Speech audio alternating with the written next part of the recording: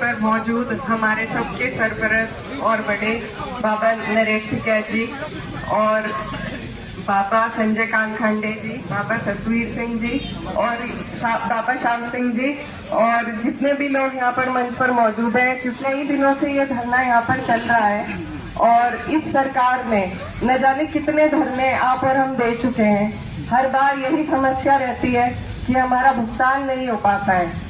ये सरकार बिल्कुल अंधी बहरी हो गई है। हमारी ये गन्ने की बेल्ट है, यहाँ पर जब देखो तब यही समस्या रहती है। अगर धरना देकर उठ जाए उसके बाद दोबारा अगली पेमेंट के लिए धरने पे बैठना पड़ता है और तब भी पेमेंट पूरी नहीं हो पा रही है।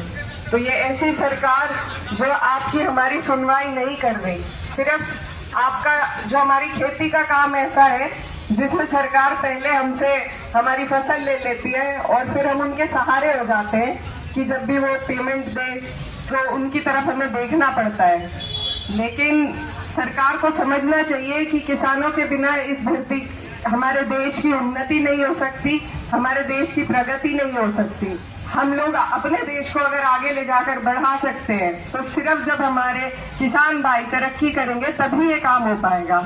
लेकिन ये सरकार की सारी ही नीतियां शुरू से आज तक, अब 9 साल हो गए हैं पूरे, लेकिन इनकी एक भी नीति आपके और हमारे हक में नहीं रही है।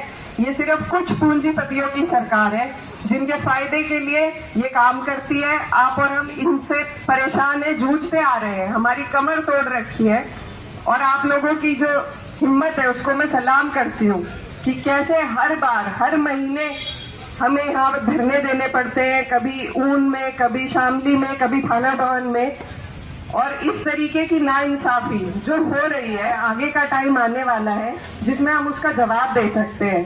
हर चीज राजनीति से जुड़ी हुई है, कोई भी हमारी दिनचर्या की समस्या ऐसी नहीं है जिसका समाधान राजनीति से ना निकले। सबसे पहले मैं धन्यवाद देना चाहती हूँ यूनियन को और यहाँ पर मौजूद सभी लोगों को। आज जो इस देश में यूनियन ने कर दिखाया है वो कोई नेता भी नहीं कर पाया।